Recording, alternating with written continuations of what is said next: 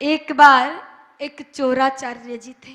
जिस प्रकार से बच्चों के गुरुजी होते हैं ना, उसी प्रकार से चोरों के भी गुरुजी थे चोराचार्य जी। वो चोरों को शिक्षा दिया करते थे कि किस प्रकार से चोरी की जाती है, कौन सा माहौल हो तब चोरी की जाती है, अगर लोगों ने देख लिया तो क्या किया जाए। ये सारी बातें वो चोराचार्य जी अपने शिष्यों को बताया करते थे। जब सब शिष्यों की पढ़ाई पूरी हो गई तब अंत में दीक्षा का समारोह रखा। अंत में शिष्यों की विदाई कर रहे थे वो चोराचार्य जी। उस विदाई के कार्यक्रम में, उस दीक्षांत के कार्यक्रम में चोराचार्य जी ने कहा कि देखो बच्चों, मैंने साल भर तक आपको खूब शिक्षा दीक्षा दी है, लेकिन आप एक बात कान खोल करके सुन लो।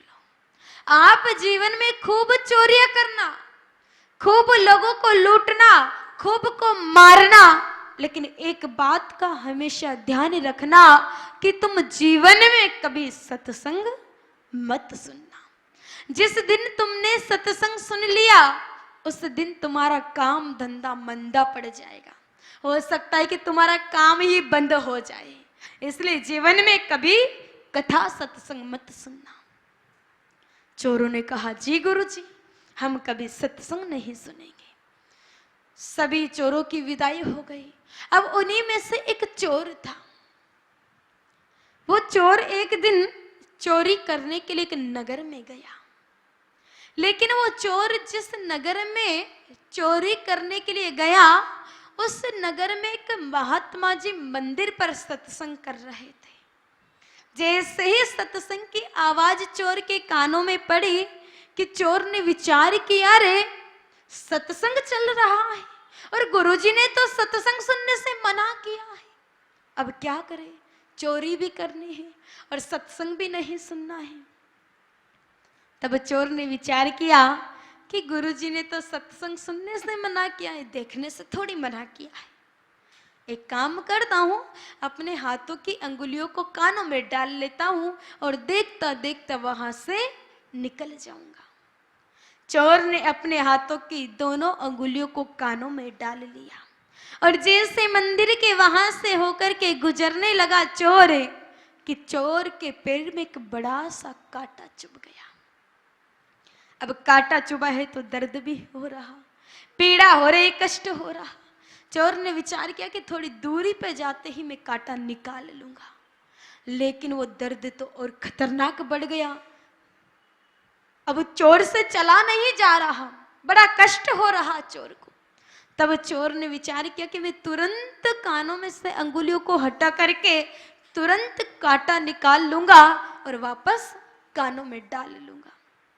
ये विचार करके जैसे ही चोर ने अपने कानों में से हाथों की अंगुलियों को हटाया और कांटा निकालने लगा कि उसी समय जो महात्मा जी सत्संग कर रहे थे वो सत्संग में लोगों को बता रहे थे कि दया करो, दया करो, दया करो।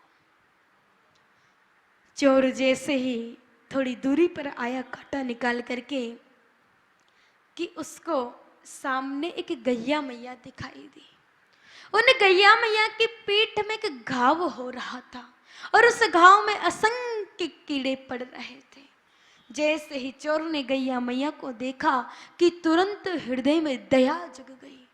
विचार किया चोर ने कि महात्मा जी तो कह रहे थे कि दया करो, दया करो, और मैंने तो जीवन में कभी दया की ही नहीं, कभी करुणा की ही नहीं। उसी समय चोर के हृदय में गैया मैया को लेकर के करुणा के भाव जग गए। क्यों?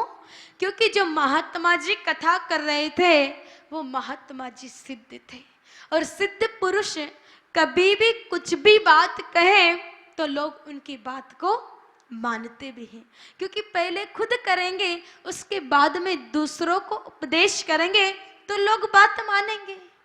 लेकिन पहले खुद तो कोई काम करेंगे नहीं, लेकिन दूसरों को उपदेश करेंगे तो लोग बात मानने वाले नहीं है। दादाजी अपने पोते से कहे कि देख पोता, बीड़ी फूकना गलत बात है, लेकिन दादाजी दिन में 10 बीड़ियां फूकते हैं, तो बताओ पोता बात मानेगा क्या? कभी नहीं मानेगा।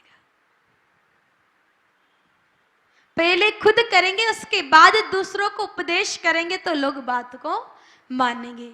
आपने एक छोटी सी घटना सुनी होगी, स्वामी विनोबा भावे जी का नाम तो सभी लोगों ने सुना होगा, सुना है ना। एक बार स्वामी जी के पास एक मैया अपने बालक को लेकर के आई और कहा कि स्वामी जी, ये मेरा बच्चा गुड़ बहुत खाता है। स्वामी जी ने कहा कि मैया कितना खाता है? कहा बहुत खाता है। कहा कितना? कहा स्वामी जी, अब तो डॉक्टर ने कहा है अगर और गुड़ खाएगा बच्चा तो उसके दांतों में कीड़े लग जाएंगे। तब स्वामी जी ने कहा कि देखो मैया, तुम एक काम करो, तुम्हारे बच्चे को 7 दिन बाद में लेकर के आना। मैया ने विचार किया, अरे 7 दिनों में स्वामी जी कुछ जड़ी बूटी बनाएंगे, कुछ दवाई बनाएंगे, इसलिए 7 दिन बाद बुला रहे हैं। धीरे धीरे 7 दिन भी बीत गए। जैसे 7 दिन बीतने के बाद वो मैया अपने बच्चे को लेकर के आई तो स्वामी जी के पास लेकर के गई। कहा स्वामी जी, मेरे बालक को लेकर के आ गई हूँ। स्वामी जी ने कहा अच्छा मैया।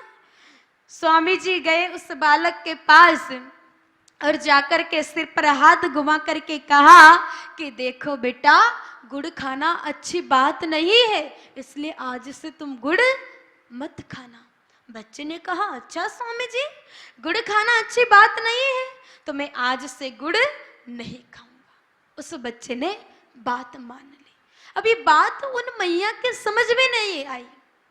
मैया ने कहा कि स्वामी जी, आपको सिर्फ सिर पर हाथ ही घुमाना था, सिर्फ इतना ही कहना था तो आप 7 दिन पहले कह देते ना, ये 7 दिन बाद में क्यों कहा?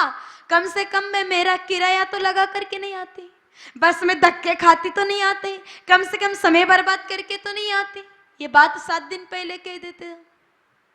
स्वामी जी ने कहा कि मैया, मैं 7 दिन पहले तेरे बच्चे को ये बात कैसे कह देता, क्योंकि 7 दिन पहले जितना गुड़ तुम्हारा बच्चा खाता था ना, उससे दुगना गुड़ तो मैं खुद ही खाता था। मैंने 7 दिनों में अपने आप पर कंट्रोल किया और खुद ने गुड़ खाना बंद किया, तब जाकर के मैं तेरे बच्चे को कहने का अधिकारी बना हूं। तो पहले खुद करेंगे, उसके बाद दूसरों को उपदेश करेंगे तो लोग बात को मानेंगे। तो इधर जैसे महात्मा जी के शब्द चोर के कानों में पड़े कि करुणा का भाव जग गया चोर के हृदय में। चोर ने विचार किया, मैंने तो कभी दया की ही नहीं, कहीं सारे लोगों को मारा लूटा है, अब तो दया करनी चाहिए। ये विचार करके चोर जंगल में गया, जंगल से जड़ी बूटी लेकर के आया, क्योंकि चोरों को तो सब पता होता है कौन सी जगह कौन सी मार पड़ जाए। गुरुजी ने पहले ही दवाइयों के बारे में बता रखा था। दवाई लेकर के आए, उसको बांटी, फिर उसके बाद में जो गैया मैया के पेट में घाव हो रहा था जिसमें कीड़े पड़ रहे थे, उन कीड़ों को अपने हाथों से बाहर निकाला, उस घाव को साफ किया और उस दवाई को उस घाव में भरा। कुछ ही दिनों में गैया मैया का घाव ठीक हो गया। धीरे धीरे चोर का जीवन बीतता जा रहा है कि अब चोर को यम के दूत लेने के लिए आए, और देखो अंत समय में तो जाना ही पड़ेगा। जब अच्छे काम करेंगे तो भगवान के दूत लेने के लिए आएंगे, और गलत काम करेंगे तो फिर यम के दूत लेने के लिए आएंगे। और कुछ कुछ लोग तो ऐसे होते हैं जो यम के दूतों को भी धोखा देने का प्रयास करते हैं। अपने दिल्ली में भी कई सारे हैं ऐसे लोग जो यम के दूतों को धोखा देने का विचार करते हैं। हालांकि वो धोखा नहीं दे पाते हैं, लेकिन फिर भी प्रयास करते हैं कि धोखा दे दें। ऐसे अपने दिल्ली के एक भाई साहब थे, जैसे ही उनको यम के दूत लेने के लिए आए तो कहा देखो भैया चलो। कहा कहाँ? कहा अब तुम्हारा समय आ गया है, अब तुमको चलना पड़ेगा। कहा भैया अभी? कहा बिल्कुल अभी चलना पड़ेगा। कहा अभी तो नहीं चल सकता मैं, अभी तो मेरे बड़ा सा मकान बनाना बाकी है, अभी तो बच्चों को नौकरी करानी बाकी है, अभी तो बच्चों की शादी ही बाकी, अभी कैसे चल सकता, अभी तो मैं नहीं चल सकता। यम के दूतों ने कहा कि भैया जो बाकी है सो बाकी ही रहेगा, लेकिन अब तो चलना ही पड़ेगा। अब अपने दिल्ली के भाई साहब विचार कर रहे कि नहीं, यम के दूतों को कैसे ना कैसे बातों में लगाऊं। तब अपने दिल्ली के भाई साहब ने कहा कि देखो, तुम ये जो लंबी सी लिस्ट लेकर आए हैं, इसमें जो मेरा ऊपर ही ऊपर नाम है ना, एक काम करो ना, आप ये नाम काट करके मेरा नाम नीचे ही नीचे लिख दो ना, ताकि आप इतने सारों को निपटाते आएंगे, इतने मेरा काम भी निपट जाएगा।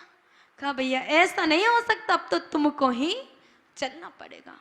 तब अपने दिल्ली के भाई साहब ने कहा कि देखो, गर्मी के दिन हैं, बहुत उमस हो रही है, आप इतनी दूर से मुझे लेने के लिए आए हैं, तो आपको बहुत गर्मी लग गई होगी, तो एक काम करता हूँ, मैं मस्त जूस बना करके तुम्हें पिला देता हूँ। अब यम के दूतों को भी जूस का लालच लग गया। कहा ठीक है भैया, पिला दे, तेरी इच्छा, तो तेरी अंतिम इच्छा भी पूरी हो जाएगी। अब जैसे अपने दिल्ली के भाई साहब जूस बनाने के लिए गए, तो उस जूस में 2-4 नींद की गोलियां घोल दी। जैसे यम के दूतों को वो जूस दिया कि तुरंत वहीं पर लुढ़क गए, निद्रा देवी पधार गई। अब इधर अपने दिल्ली के भाई साहब ने उठाया वो खाता, जो ऊपर ही ऊपर नाम लिखा था वो काटा और नीचे नीचे लिख दिया, क्योंकि चालाक थे, और चालाकी तो अपने दिल्ली के लोगों में नसों नसों में दौड़ती है, इसमें तो कोई संदेह नहीं है। अब इधर जैसे ही यम के दूतों की नींद खुली, तो यम के दूतों ने कहा अरे भैया, जूस तो इतना गजब का था, इतना बढ़िया था, इतना स्वादिष्ट था, इतना अच्छा था कि ऐसा जूस तो हमने जीवन में कभी पिया ही नहीं।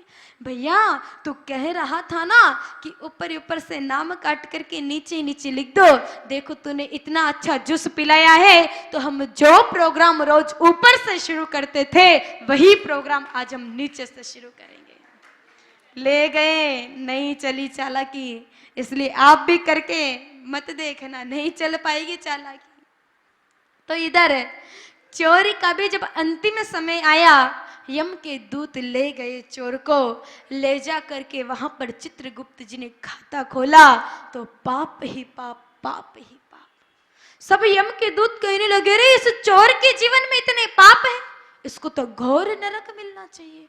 और देखो, हम जब भी कोई अच्छा या बुरा काम करते हैं ना, तो आसपास देखते, अच्छा काम करते तो कोई नहीं देखते, लेकिन जब भी कोई गलत काम, जब भी कोई बुरा काम करते, तो इधर देखते, उधर देखते, आगे देखते, पीछे देखते हैं, हाँ कोई नहीं देख रहा, इसका ये चुरा लिया, इसका ये फोड़ दिया। लेकिन याद रखना, परमात्मा ने परमानेंट ये 2 कैमरे साथ में भेजे हैं। इन आंखों से जो कुछ भी देख रहे हैं, समझ लेना कि सारा ऊपर फिट हो रहा। जो आपका शादी वाला कैमरा रहता है, उसमें तो फिर भी वायरस आ जाता है, इनमें तो वायरस भी आने वाले नहीं। इसलिए कल कुछ भी गलत काम करे तो पहले विचार ही करना कि हम गलत काम तो कर रहे, लेकिन ऊपर खाते में लिखा जाएगा। तो इधर चोर के भी पाप ही पाप, पाप ही पाप कह रहे सभी यम के दूत, अरे इसको तो घोर नरक में भेजो, बहुत पाप है। इतने में चित्रगुप्त जी ने कहा कि रुको, इस चोर ने जीवन में कई सारे पाप किए हैं, लेकिन चोर ने जीवन में एक पुण्य का काम किया है। कहा इतने सारे पाप किए हैं, अगर एक पुण्य कर भी लिया होगा तो कौन बड़ी बात है, उससे तो कुछ होने वाला है नहीं। तब चित्रगुप्त जी ने कहा कि इस चोर ने पाप खूब किए, पुण्य एक ही किया, लेकिन वो एक ही पुण्य इन सब पापों पर भारी पड़ रहा है। कहा इस चोर ने जीवन में इतना महान कार्य किया कि चोर ने गाय माता जी की पीठ में जो घाव हो रहा था, उसमें जो कीड़े पड़ रहे थे, उन कीड़ों को अपने हाथों से निकाला, घाव को साफ किया, उसमें दवाई भरी और उस घाव को ठीक किया। इसी का पुण्य इस चोर के जीवन के खाते में लिखा गया है। अब यम के दूतों ने चोर की परीक्षा ली।